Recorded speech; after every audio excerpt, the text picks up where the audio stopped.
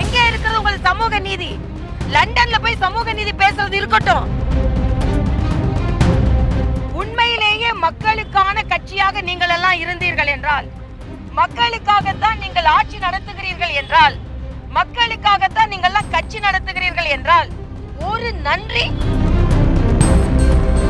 18 கோடி பேர்ல தான் ஒருத்தர் தலைவரா வர முடியும். உங்களை சொல்ல முடியுமா? சொல்ல முடியாது. ஸ்டாலின் குடும்பம் அன்னைக்கு சிஇஓ ஆயிட்டாரு. இன்ப நிதி முதல் ஸ்டெப். சிஇஓ ஆவாரு, அப்புறம் சிஎம் ஆவாரு.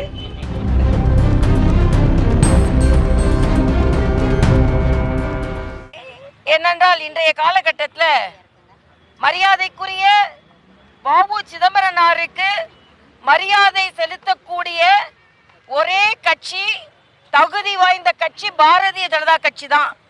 ஏனென்றால் கப்பலோட்டிய தமிழன் இன்று மரியாதைக்குரிய பாரத பிரதமர் அவர்கள் 3 போர்க்கப்பலை இந்தியாவிலேயே தயாரித்து, நீலகிரி 1, உதயகிரி 1, அதில் உதய நிதியை தான் உங்களால் வாரிசுகளாக கொண்டு வர முடியும். ஆனால் உதயகிரி போன்ற போர்க்கப்பலை உங்களால் கொண்டு வர முடியாது. அந்நியர்களை எதிர்ப்பதற்கு கப்பலை விட்டார், சுதேசி கப்பலை விட்டார் மரியாதைக்குரிய பாபு சிதம்பரனார் அவர்கள். அதே மாதிரி இன்று 3 கப்பல்களை, மிக பிரம்மாண்டமான இந்தியாவில் தயாரித்த கப்பல்களை கடலில் போர் கப்பல்களாக உலவ விட்டிருக்கிறார் மரியாதைக்குரிய பாரத பிரதமர் அவர்கள். அதனால் அவருக்கு நமது நன்றியை தெரிவித்துக் கொள்வோம். அதனால்தான் இன்று இந்தியா ஏற்றுமதியில் போர்க்கப்பல்கள், போர் தளவாடங்கள் 700 ரூபாய் கோடி தான் இருந்திருக்கு.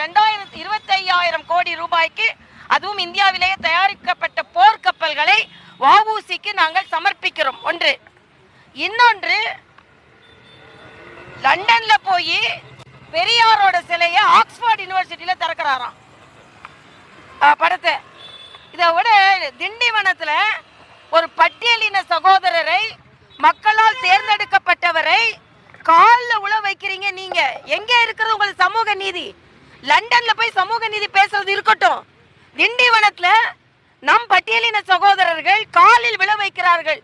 ஆக சமூக நீதியை போய் நீங்க லண்டன்ல பேச வேணாம், ஆக்ஸ்போர்ட்ல பேச வேணாம், முதல் தமிழ்நாட்டில் பேசுங்க. இதை வன்மையாக நான் கண்டிக்கிறேன். அதுவும் ஆக்ஸ்போர்ட் யூனிவர்சிட்டி இல்ல, ஒரு கல்லூரியில ஒரு ஹாலை வாடகைக்கு எடுத்து செய்யறாங்க. உடனே இது ஆக்ஸ்போர்ட் யூனிவர்சிட்டியை ஒப்புக்கொண்ட மாதிரி ஏன் இப்படி ஏமாத்துறீங்க? அதே மாதிரி ஸ்டாலின் அவர்கள் கற்றவர்களை இன்னும் ஏமாற்றி கொண்டிருக்கிறார். இன்னைக்கு அகில இந்திய அளவில் சிறந்த கல்வி நிறுவனங்களின் பட்டியல்ல தமிழகம் அதிகமாக இருக்கிறது என்று ட்வீட் போடுறாரு. ஆனா சென்னை ஐஐடியை தவிர மற்ற எல்லா கல்வி நிறுவனங்களும் தங்களது நிலையில் இருந்து குறைந்திருக்கிறார்கள் என்று இன்னைக்கு ஆங்கில பத்திரிகை போட்டிருக்கு. ஆக மக்களை எதிலெல்லாம் ஏமாத்தணும்? படித்தவர்களை படிப்பை வைத்து நீங்க ஏமாத்துவீங்களா? உங்க படிப்பறிவு எப்படின்னு எங்களுக்கு தெரியும். அதனால இனிமேலாவது ஸ்டாலின் தமிழக மக்களை ஏமாற்ற வேண்டாம். எல்லாத்துக்கும் மேல நான் தம்பிகள்கிட்ட கேட்கிறேன், இந்தி கூட்டணி, திமுக, ஸ்டாலின், அதை சார்ந்தவர்கள், காங்கிரஸ்காரங்க, கம்யூனிஸ்ட், விடுதலை சிறுத்தைகள் எல்லாம் அமைதி, மயான அமைதியில் இருக்காங்க. ஏன்? மக்களுக்கு நல்லதான ஜிஎஸ்டி, மக்களுக்கான அடிப்படை பொருட்கள் விலை குறைய இருக்கிறது. உண்மையிலேயே மக்களுக்கான கட்சியாக நீங்கள் எல்லாம் இருந்தீர்கள் என்றால், மக்களுக்காகத்தான் நீங்கள் ஆட்சி நடத்துகிறீர்கள் என்றால், மக்களுக்காகத்தான் நீங்கள் எல்லாம் கட்சி நடத்துகிறீர்கள் என்றால், ஒரு நன்றி அறிவிப்பு பாரத பிரதமர் யாருக்காக செய்திருக்கிறார்? இன்னைக்கு மருத்துவ இன்சூரன்ஸ் வரி கிடையாது, மருத்துவ உபகரணங்கள் 18% 5% வரிக்குள்ள, ஒரு மாருதி கார் 30,000 வரைக்கும் விலை குறை போகுது. சாமானிய மக்கள் கூட வசதி படைத்தவர்களாக வாழ போகிறார்கள். மார்பிள்ல இருந்து சிமெண்ட்ல இருந்து எல்லாரும் வரி குறைச்சிருக்கு. நீங்க மட்டும் தான் பெரிய பங்களால வாழ முடியல. சாமானிய மக்கள் கூட இனிமேல் பங்களா கட்டிக்கொள்ள முடியும் பாரத பிரதமரின் உதவியினால். ஏன் ஒரு வார்த்தை ட்ரம்புக்கு ஆதரவா போய் திருப்பூர்ல ஆர்ப்பாட்டம் பண்ணாங்க.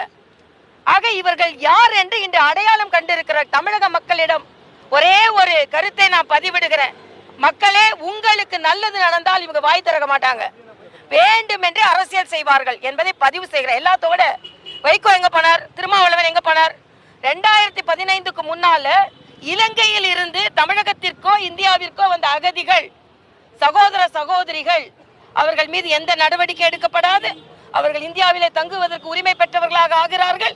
அவர்கள் பாஸ்போர்ட் இல்லாம வந்தா கூட அவர்கள் மீது குற்றம் சுமத்தப்படக்கூடாது, படாது. எவ்வளவு பெரிய அறிவிப்பு! இலங்கை தமிழர்களுக்காக பேசுறேன்னு சொல்லி பொய் சொல்லி கொண்டிருந்தவர்களாம் எங்கே போனீர்கள் என்று நான் கேட்கிறேன். அதனால இன்று தலை நிமிர்ந்து நாங்கள் நிற்கிறோம்.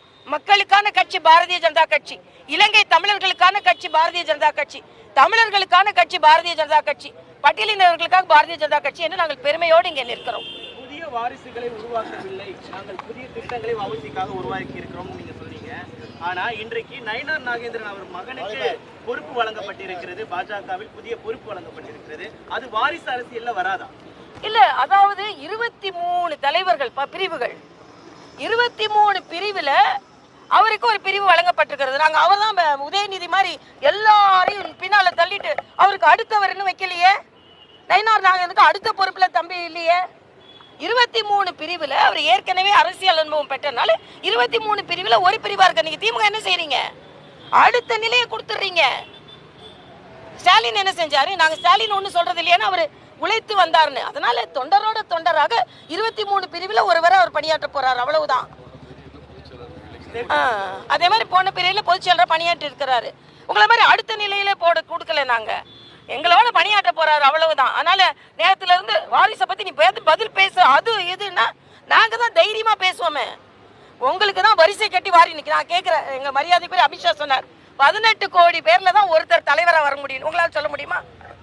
18 கோடி பேர்ல தான் ஒருத்தர் தலைவரா வர முடியும். உங்களை சொல்ல முடியுமா? சொல்ல முடியாது. ஸ்டாலின் குடும்பம் அன்னைக்கு சிஇஓ ஆயிட்டாரு. இன்ப நிதி முதல் ஸ்டெப். சிஇஓ ஆவாரு, அப்புறம் சிஎம் ஆவாரு.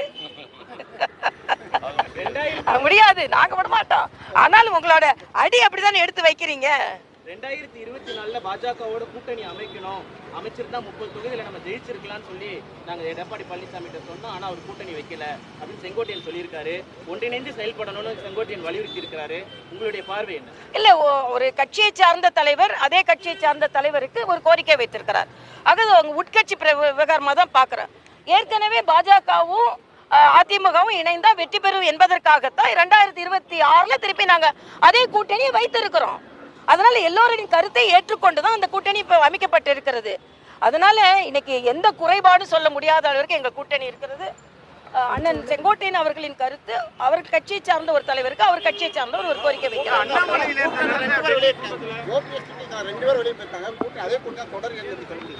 இல்ல, இன்னும் மாநில தலைவர் நயினார் அழகா சொல்லியிருக்காரு, இன்னும் 9 மாசம் இருக்கு, இதுல என்ன மாற்றங்கள் வரலாம். ஆனால் நாங்க பலமாக இருக்கிறோம். எல்லாத்தோட எங்களோட ஒற்றை நோக்கம் திமுக அகற்றப்பட வேண்டும். மக்களுக்கு நல்லது செய்த ஜிஎஸ்டியை மக்களிடம் எடுத்து சொல்ல போகிறோம். ஆனா இதை எதை பத்தியும் கவலைப்படாம அதை பத்தி வாயே திறக்காம இருக்கிறாங்க பாருங்க. இன்னைக்கு பாஜக கபலீகரம் செய்து, பாஜக கபலீகரம் செய்துன்றாங்க. இன்னைக்கு திமுக தான் அவங்க கூட்டணி கட்சிகளின் கொள்கைகளை கபலீகரம் செஞ்சாச்சு. நான் கேட்கிறேன், இலங்கை தமிழர்களுக்கு ஒரு நல்லது நடந்தா கூட திருமாவளவனும் வைகோவும் ஒன்னும் சொல்ல முடியல. பட்டியலின மக்களுக்கு பிரச்சனை வந்தா அதை எதிர்த்து திருமாவளவனோட பேச முடியல. எந்த அளவுக்கு அவரை கொண்டு வந்துட்டாங்கன்னா பட்டியலினத்துக்கு மட்டுமா நான் பேசணும் அப்படின்னு சொல்ற அளவுக்கு கபலீகரம் பண்ணிட்டீங்க. அதே மாதிரி சாம்சங் முதற்கொண்டு அங்க நம்ம துப்புரவு தொழிலாளர்கள் வரைக்கும் பிரச்சனையில ஈடுபட்டு இருக்காங்க. தொழிலாளர்களுக்கு நாங்கள் கட்சி நடத்துகிறோம் என்று சொல்லு கம்யூனிஸ்டுகளால ஒன்றும் பேச முடியல. உங்க கொள்கையை கபலீகரம் பண்ணிட்டாங்க. ஆக திமுக தான் கூட்டணி கட்சிகளின் கொள்கைகளை கபலீகரம் பண்ணிட்டு இன்று இருந்து கொண்டிருக்கிறதே தவிர நாங்க சுதந்திரமா எல்லாரையும் பேச விடுறோம். நாங்க நம்பிக்கையோடு காத்திருக்கிறோம். இல்ல, ஒரு ஆக்கப்பூர்வமான சந்திப்பு இல்ல, அதுக்கு அவரே விளக்கம் சொல்லியிருக்காரு.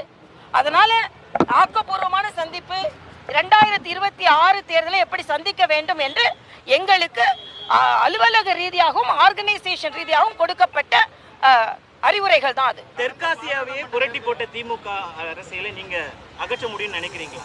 தெற்காசியாவையா? இல்ல, ஏன் லண்டனையே புரட்டி போட்டு சொல்ல வேண்டியதானே? ஜெர்மனியே புரட்டி போட்டாங்கன்னு சொல்ல வேண்டியதானே? ஏன் விட்டீங்க? ஜெர்மனியை விட்டீங்க, லண்டனையே விட்டீங்க, ஏன் மலேசியாலையும் விட்டீங்க? அப்படியே உலகத்தையே புரட்டி போட்டாங்களாம். புரட்டி போடுவாங்க, அவ்வளவுதான். புரட்டு. இன்னைக்கு பெரியார் சிலையை ஆக்ஸ்போர்ட்ல திறக்கிறேன்னு ஒரு புரட்டு.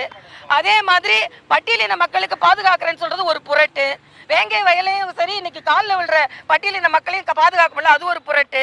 இன்னைக்கு தூய்மை பணியாளர்களுக்கு நாங்க தான் பாதுகாவலர் சொல்லுங்க, அது ஒரு புரட்டு. நிக்கிறாங்களே காவல்துறை சகோதரர்கள், நாங்க புதுச்சேரியில அவர்களெல்லாம் நான் நிரந்தரமாக்கணும். அவங்களுக்கு இன்னைக்கு பரிச்சை வைக்க மாட்டேன்றீங்க, அவங்களுக்கு நிரந்தரமாக்க மாட்டேன்றீங்க. பாவம் அவங்களை வெயில மட்டும் நிக்க வைக்கிறீங்க. அதனால யாரு இன்னைக்கு இடைநிலை ஆசிரியர்கள், இன்னைக்கு ஆசிரியர் தினம், இடைநிலை ஆசிரியர்கள் போராட்டத்தில் ஈடுபட்டு கொண்டிருக்கிறார்கள். அதனால புரட்டு வேணா செய்வாங்களே தவிர புரட்டி ஒன்றும் போட முடியாது அவங்கள. அதனால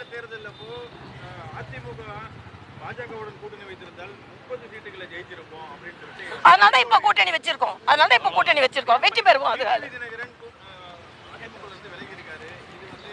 இல்ல, அதுதான், அதாவது இந்த கூட்டணிகள் பலமாக இருக்கும். அவங்க கட்சி விவகாரம் அன்னைக்கு பேசுறதெல்லாம் எல்லாம் சரியாக நடக்கும், வருங்காலம் சரியாக நடக்கும், அவ்வளவுதான்.